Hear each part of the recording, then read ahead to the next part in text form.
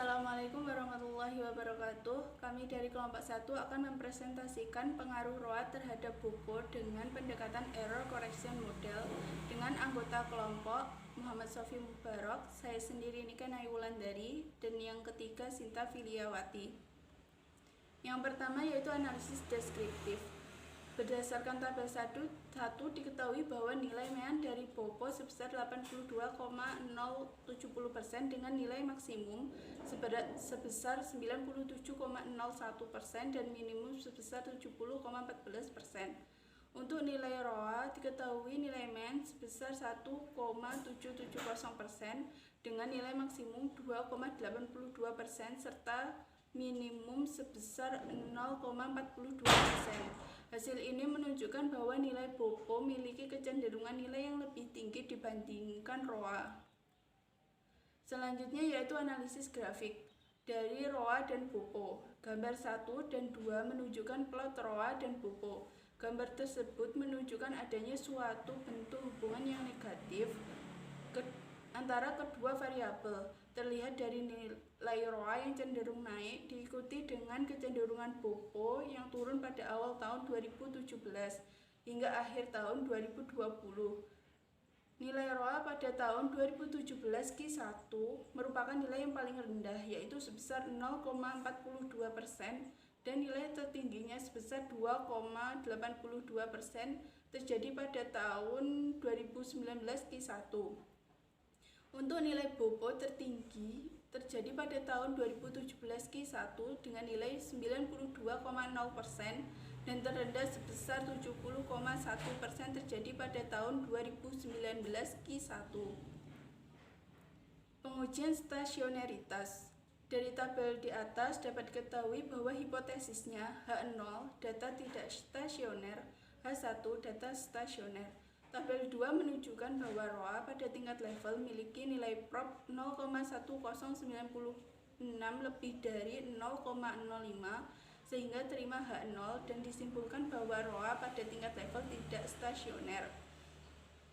Karena tidak stasioner pada tingkat level, dilakukan first differencing pada ROA dan hasil pengujian stasioneritas diperoleh nilai prop 0,000 kurang dari 0,05 sehingga terima H1 dan disimpulkan ROA pada first differencing telah stasioner. Untuk variabel BOPO pada tabel 2 diketahui bahwa BOPO pada tingkat level memiliki nilai prop 0,2053 lebih dari 0,05 sehingga terima H0 dan disimpulkan BOPO pada tingkat level tidak stasioner.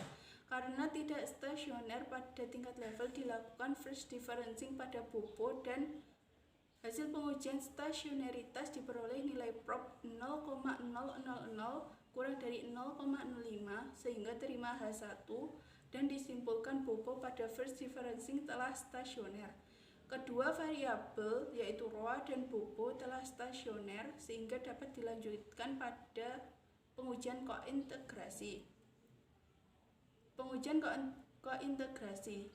Dari tabel di atas dapat diketahui hipotesisnya H0 X dan Y tidak terkointegrasi, H1-nya X dan Y terkointegrasi.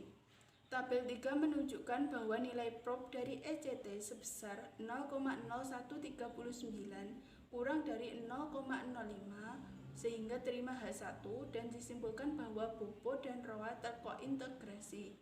Karena kedua variabel terkointegrasi, maka pengujian model koreksi kesalahan atau ECM dapat diterapkan pada penelitian ini.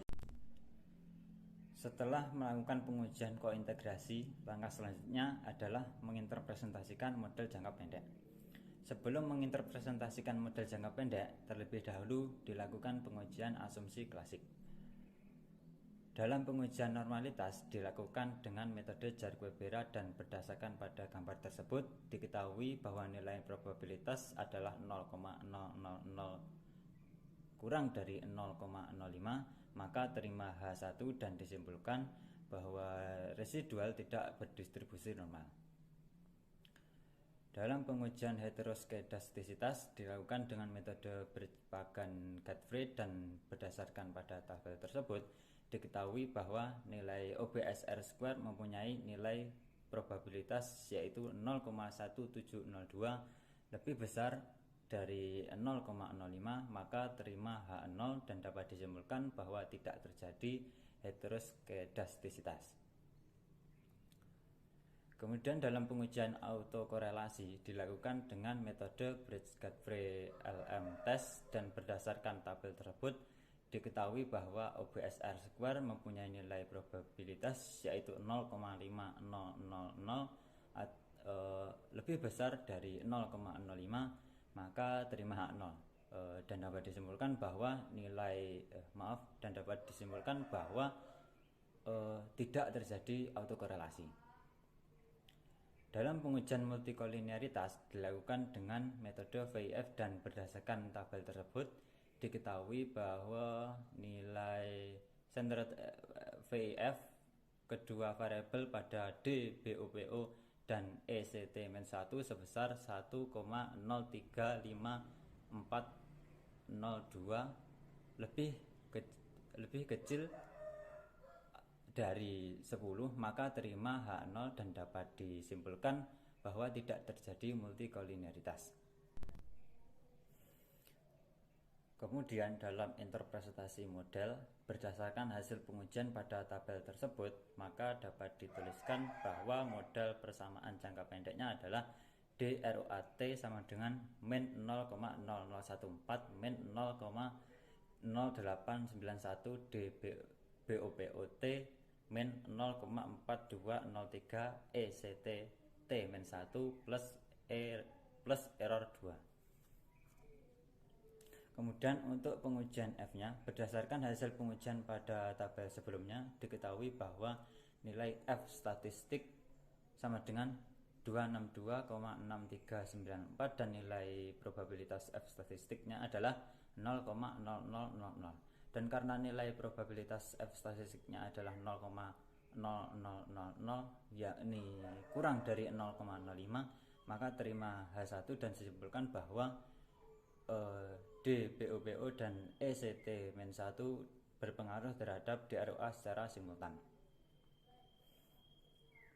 Kemudian untuk pengujian T-nya berdasarkan hasil pengujian pada tabel sebelumnya diketahui bahwa variabel D, BOPO memiliki nilai T statistik 21,29993 dan probabilitas T statistiknya adalah 0,0000. Dan karena nilai probabilitas T statistiknya adalah 0,0000 yakni kurang dari 0,05, maka terima H1 dan dapat disimpulkan bahwa D, BOPO berpengaruh terhadap DROA secara parsial.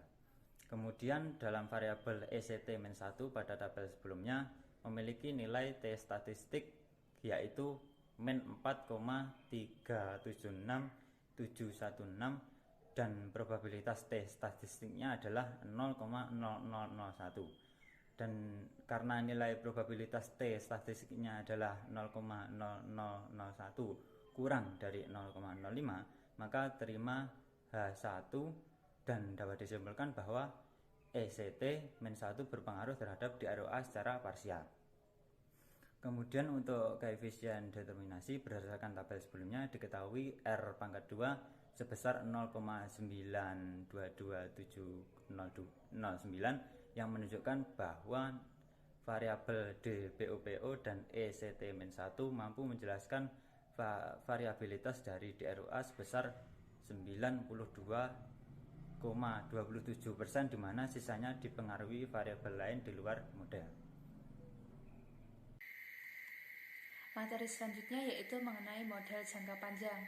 Yang pertama, kita lakukan interpretasi model. Nah, hasil pengujiannya dapat kita lihat pada tabel berikut. Berdasarkan pada hasil pengujian tabel, maka model persamaan yang dapat terbentuk yaitu ROAT sama dengan 7,512. Nilai ini kita peroleh dari konstanta C, kemudian min 0,0699 bobo T. Nilai ini kita peroleh dari konstanta bobo, kemudian plus ECTT.